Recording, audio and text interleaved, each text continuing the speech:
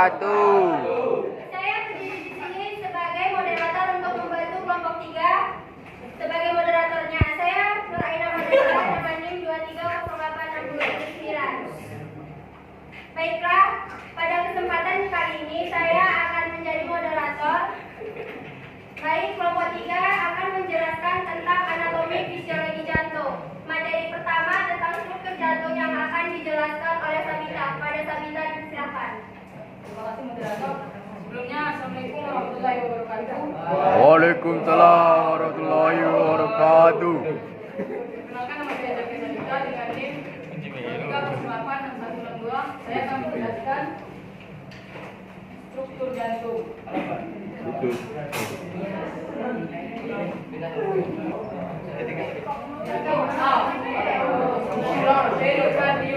Perikardium adalah lapisan pelindung yang membentuk Mohon perhatiannya, ada ribut. Bagian ini terdiri dari dua lapisan, yaitu lapisan serosa, perikardium yang merupakan lapisan perikardium bagian dalam yang di dekat sisi jantung, dan lapisan fibros perikardium yang merupakan bagian terluar dari lapisan perikardium. Perikardium berfungsi untuk melindungi jantung dari cedera fisik dan infeksi. Selain itu, perikardium juga membantu menjaga jantung tetap berada di posisinya dalam rongga darah dan mencegah gesekan berlebihan dengan organ lain.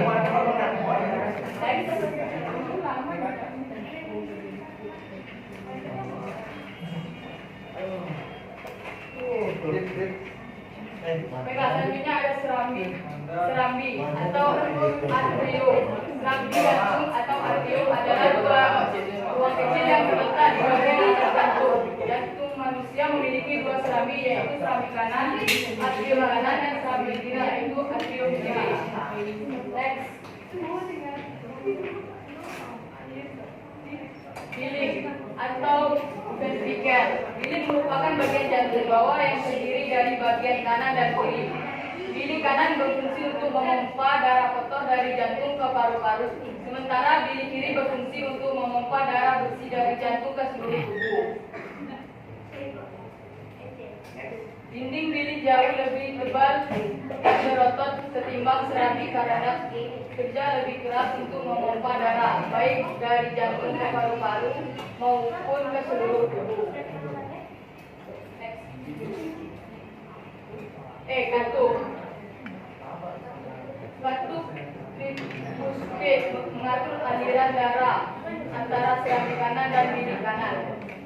Katup pulmonal mengatur aliran darah dari bilik kanan ke arteri pulmonalis yang membawa darah ke paru-paru untuk mengambil oksigen. Katup mitral mengalirkan darah yang kaya oksigen dari paru-paru mengalir dari serambi kiri ke bilik kiri. Katup aorta membuka jalan bagi darah yang kaya oksigen dari bilik kiri ke aorta.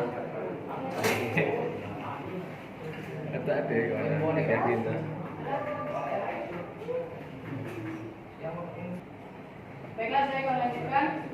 Katup aorta membuka jalan bagi darah yang kaya akan oksigen dari bilik kiri ke aorta. Arteri besar pada tubuh. Pada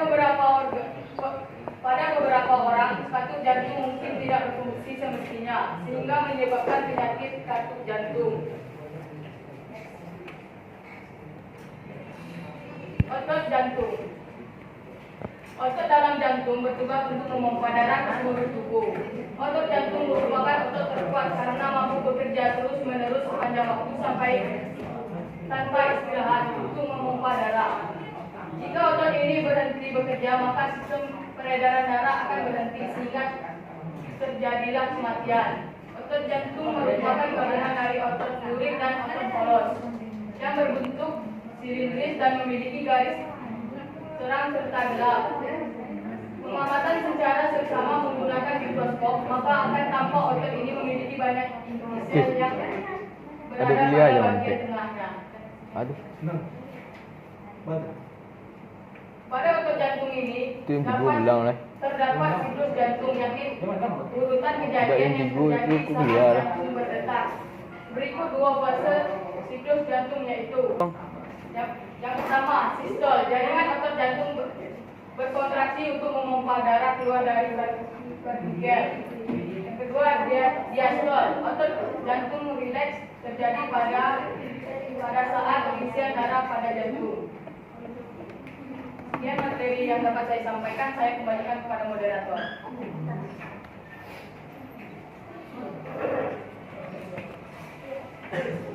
Baik, terima kasih kepada Sabita yang telah menjelaskan materi pertama. Selanjutnya materi yang kedua yang akan dijelaskan oleh Sela, yaitu tentang mekanisme kontraksi jantung. Pada Sela dipersilakan.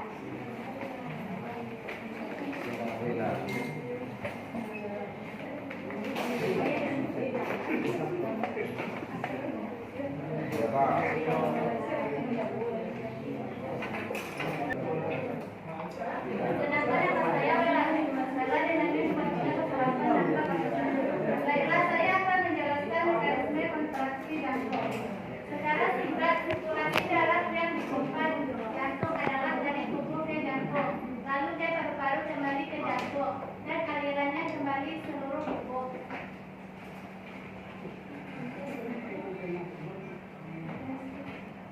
Selanjutnya mekanisme kontraksi jantung. Pada jantung sisi kiri, perhatikan anatomi jantung. Darah benda oksigen memasuki jantung melalui dua pembuluh vena inferior dan superior dan menuju anterium kanan. Anterium akan berkontraksi, darah tersebut akan mengalir ke ventrikel kanan melalui katup tribustik yang terbuka.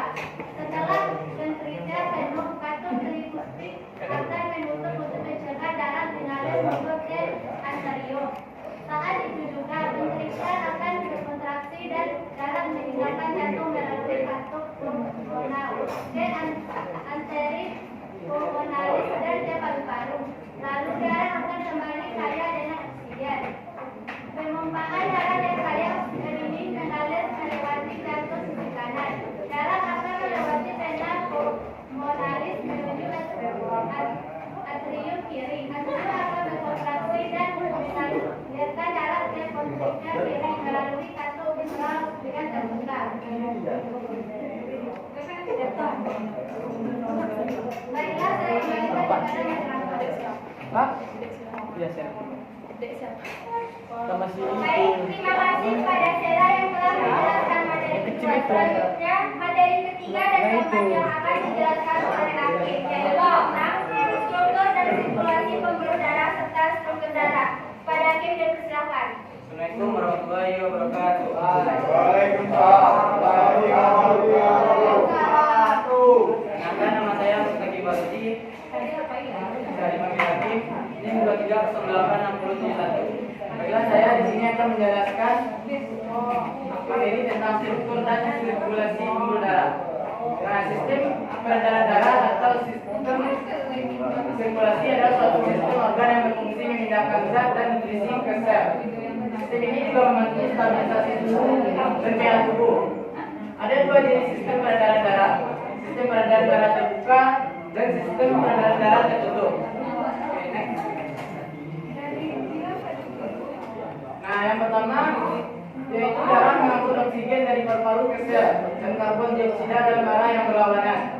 Yang kedua yang diangkut adalah nutrisi yang berasal dari pencernaan seperti lemak, gula, dan protein dari saluran pencernaan dalam jaringan masing-masing untuk mengkonsumsi sesuai dengan kebutuhan mereka, diproses atau disimpan.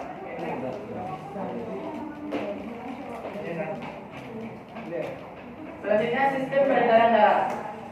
Sistem peredaran darah ini terbagi dua, yaitu yang pertama sistem peredaran darah besar. Sistem peredaran darah besar adalah sistem peredaran darah yang mengangkut darah yang kaya akan oksigen dari jantung menuju ke seluruh tubuh, kemudian kembali lagi ke jantung.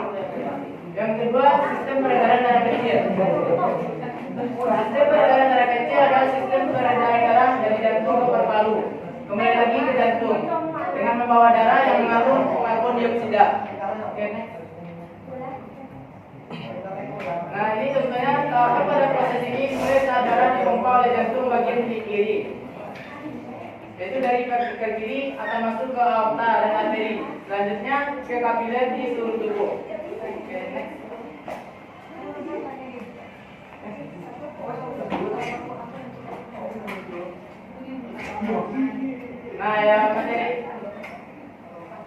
Materi yang keempat adalah struktur darah. Yang pertama yaitu plasma. Plasma adalah komponen darah, jadi disebut dengan plasma. Jadi campuran antara air, gula, lemak, protein, dan darah.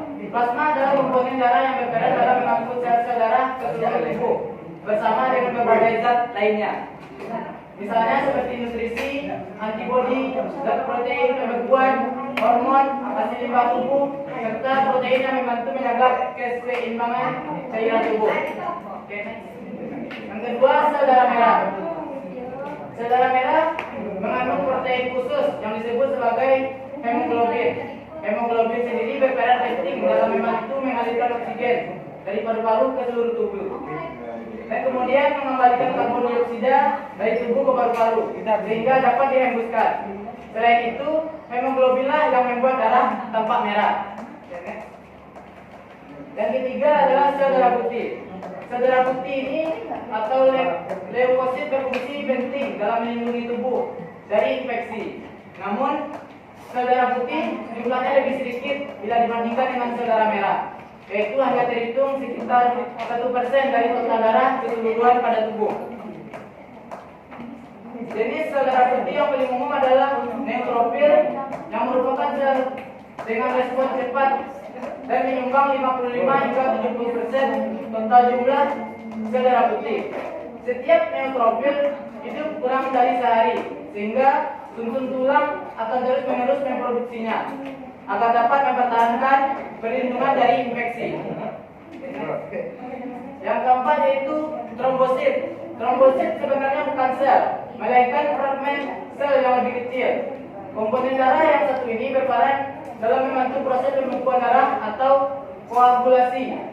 Proses tersebut terjadi dengan berkumpulnya trombosit di area cedera atau luka dengan menempel pada lapisan pembuluh darah yang terluka. Proses tersebut akan menghasilkan bekuan fibrin yang berfungsi untuk menutupi luka dan mencegah darah bocor keluar.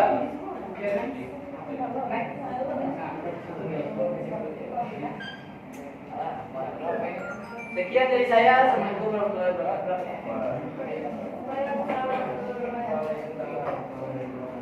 Baik, terima kasih kepada Hakim yang telah menjelaskan materi ketiga dan keempat. Baiklah, sekarang yaitu sesi kritik dan saran. Apakah dari teman-teman sekalian ini ada nggak yang ingin menyampaikan kritik dan sarannya untuk kelompok 3? Saya persilakan.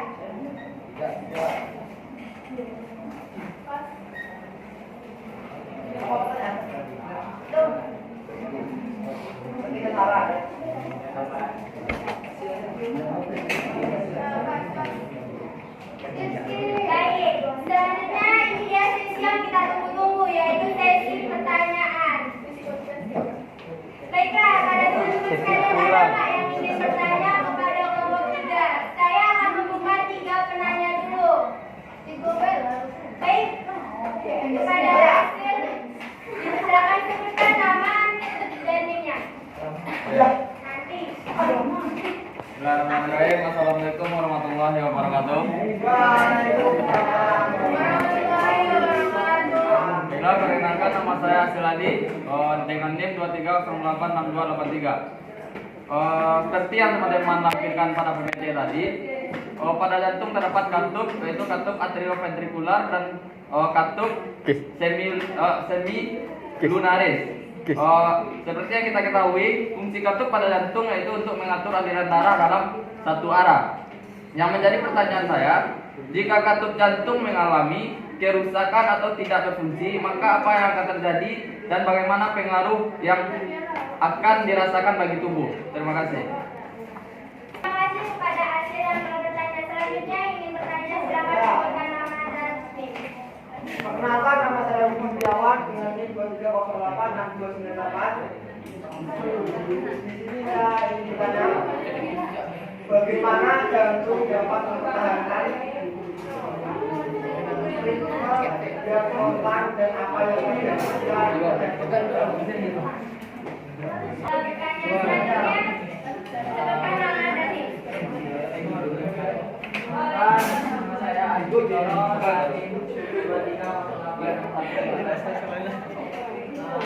Saya ingin bertanya, jelaskan interaksi antara sel-sel otot jantung seperti miokardium dalam menghasilkan kontraksi yang berkoordinasi. Bagaimana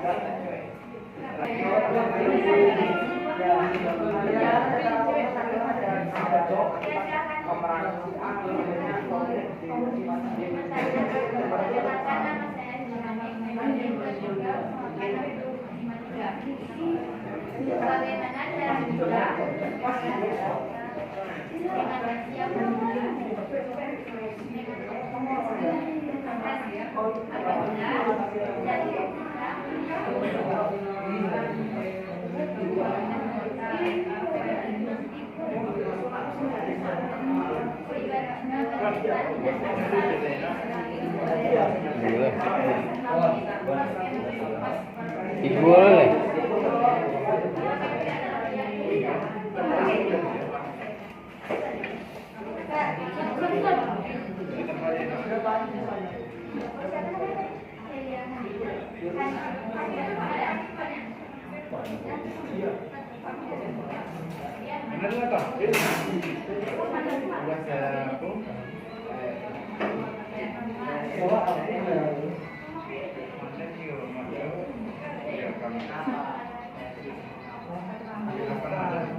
Baiklah, terima kasih kepada Hani yang telah bertanya ke kelompok 3. Kami akan menutup sesi pertanyaan pada acara hari ini. Beri kami sedikit waktu untuk menjawab pertanyaan dari teman-teman sekalian. Pertanyaan dari Asir yang akan dijelaskan oleh Hakim. Kepada Hakim dipersilakan. Baiklah, saya Mustaqim akan menjawab pertanyaan dari Asir. Oke ya. Itu pertanyaan, jika otot jantung mengalami kerusakan atau tidak berfungsi, maka apa yang akan terjadi dan bagaimana pengaruhnya bagi tubuh manusia? Nah, jika otot jantung mengalami kerusakan atau tidak berfungsi dengan baik, beberapa masalah kesehatan dapat timbul. Beberapa kondisi yang muncul akibat kerusakan katup jantung itu melibatkan yang pertama itu namanya regurgitasi, yaitu aliran balik. Yaitu katup yang bocor dapat menyebabkan aliran balik darah, yang berarti sebagian darah kembali ke ruang sebelumnya. Nah, ini bisa meningkatkan lebar kerja jantung. Yang kedua, stenosis. Jika katup mengalami penyempitan disebut stenosis, yaitu aliran darah terhambat. Ini dapat menyebabkan jantung harus bekerja lebih keras untuk memompa darah melalui katup yang menyempit. Yang ketiga yaitu palpitasi dan irama jantung tidak teratur, yaitu kerusakan katup dapat menyebabkan ketidakseimbangan dalam irama jantung yang dapat menyebabkan palpitasi atau aritmia. Yang keempat namanya adalah peningkatan beban jantung. Kerusakan katup dapat menyebabkan jantung harus bekerja lebih keras untuk menahan aliran darah yang adekuat, yang dapat mengakibatkan peningkatan beban pada otot jantung. Baiklah, itu yang sudah saya sampaikan. Terima kasih. Baik, terima kasih kepada Hakim yang telah menjelaskan pertanyaan Hasil tadi. Apakah Hasil dapat menerima jawaban tersebut atau menganggapnya? Baik, terima kasih kepada Hasil. Selanjutnya kami akan menjawab pertanyaan kedua, yaitu bagaimana jantung dapat mempertahankan IP yang konstan dan apa yang terjadi jika jantung yang tidak berlangsung, yang akan dijelaskan oleh Rita. Kepada Rita dipersilakan.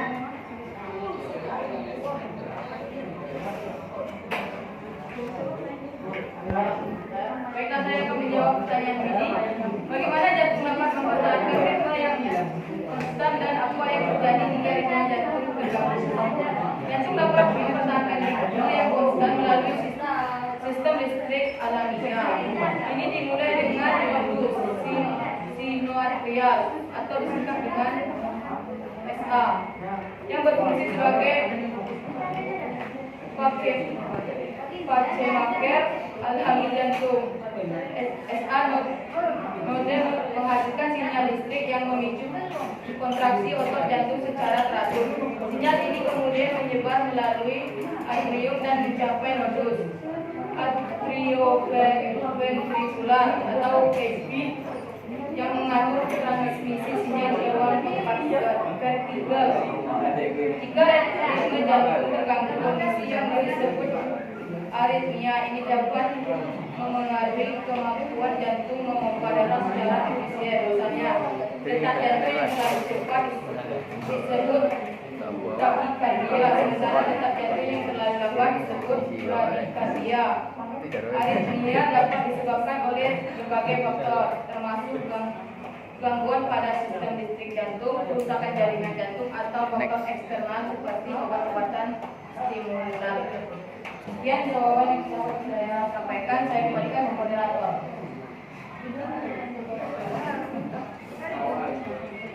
Baik, terima kasih kepada kita yang telah menjelaskan pertanyaan dari video tadi. Apakah video menerima atau menyanggah jalan tersebut? Baik, kami akan menjawab pertanyaan nomor 3 dari Adi, yaitu menjelaskan interaksi antar sel otot jantung seperti miokardium dalam menghasilkan kontraksi otot koordinasi yang akan dijelaskan oleh Sheila. Kepada Sheila dipersilakan.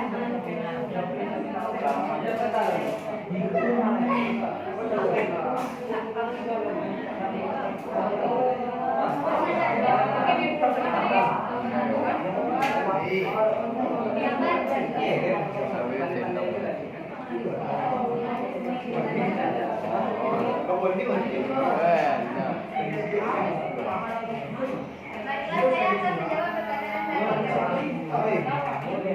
Jelaskan interaksi antara sel otot jantung seperti miokardium dalam menghasilkan kontraksi yang berkoordinasi. Otot jantung atau miokardium terdiri dari sesama otot yang interaksi antara miokardium dan terjadi kontraksi jantung yang terkoordinasi. Proses ini menyebabkan berasal lantaran pada kontraksi kontraksi formasi sinyal listrik dan kontraksi otot. Yang pertama, depolarisasi dan pembentukan potensial listrik. Kontraksi jantung dimulai dengan polarisasi tadi yang berfungsi sebagai pacemaker jantung. Kemudian kedua, penyebaran sinyal listrik. Potensial listrik menyebabkan beralih sel jantung melalui serangkaian saluran gigas yang menghubungkan otot tersebut. Yang ketiga, kontraksi otot. Potensial listrik menyebabkan pelepasan ion kalsium di dalam sel otot yang menyebabkan lambat di dalam bentuk kontraksi. Yang keempat, relaksasi otot. Setelah kontraksi, kalsium disimpan kembali ke dalam vesikel penyimpanan di dalam sel otot atau dikeluarkan dari sel dengan bantuan pompa kalsium di membran sel. Koordinasi ini memastikan bahwa kontraksi jantung terjadi secara teratur dan efisien, memungkinkan penyimpanan darah yang diproduksi ke seluruh tubuh.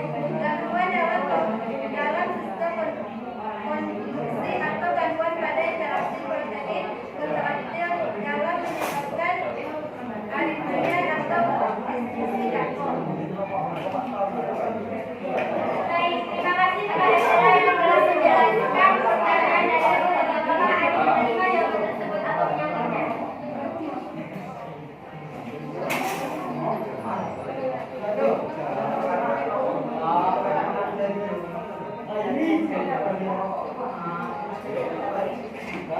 Baik, selanjutnya kami akan menjawab pertanyaan terakhir, yaitu bagaimana cara kita mengatasi apabila jantung kita tiba-tiba berdetak tidak normal, berbahaya atau tidak, yang akan dijelaskan oleh Vita. Kepada Vita dipersilakan.